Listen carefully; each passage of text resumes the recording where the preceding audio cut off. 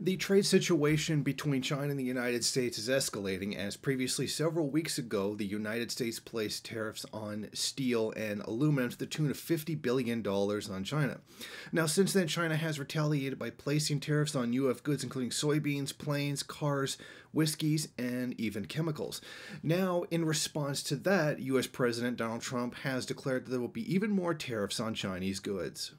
The speed with which the trade struggle between Washington and Beijing is ratcheting up, the Chinese government took less than 11 hours to respond with its own measures, led to a sharp sell-off in global stock markets and commodities. Investors are wondering whether one of the worst trade disputes in many years could now turn into a full-scale trade war between the two world's economic superpowers. So as this situation, this trade dispute between the United States and China seems to be escalating, Donald Trump has recently announced that he's going to be adding an additional $100 billion in tariffs upon Chinese goods.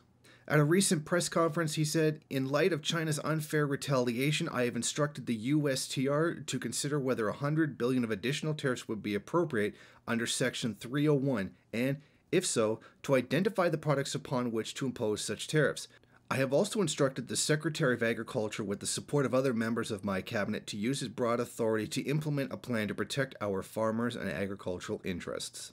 It is now beginning to look like there may just be an all-out trade war between the United States and China.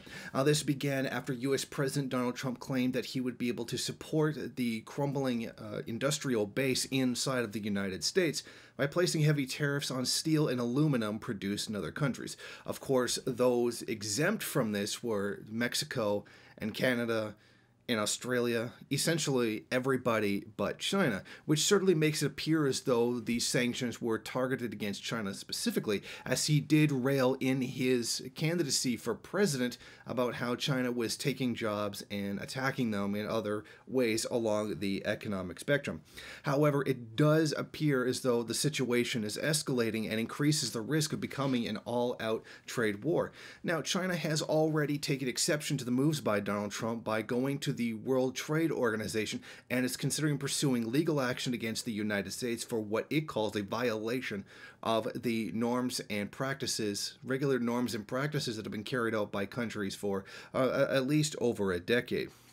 However, many are concerned that this may turn out into an all-out physical war between the United States and China as the actual military clashes. However, this seems very unlikely given the proliferance of nuclear weapons between the two states. The problem is that nobody really wins in a nuclear war, and nobody really wants a nuclear war. However, I don't think that it's really worth a military conflict to many of the bourgeoisie, both inside China and the United States, to go into an all-out physical war over a trade dispute. There are always non-violent measures that can be sought in this situation. I don't think that anybody's willing to risk a world war over these profits, and hopefully cooler heads will prevail in this case. However, as we have seen with the presidency of Donald Trump, that anything can happen, as he does not appear to be all that stable in his decision-making.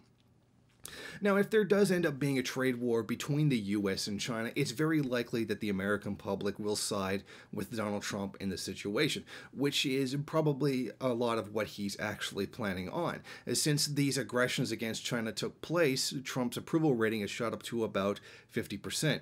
Any kind of trade dispute between China and the United States, most likely the U.S. public will side with Donald Trump due to much of the conditioning that the American public has received to perceive China as the enemy in this situation, regardless of who is acting in an unfair fashion.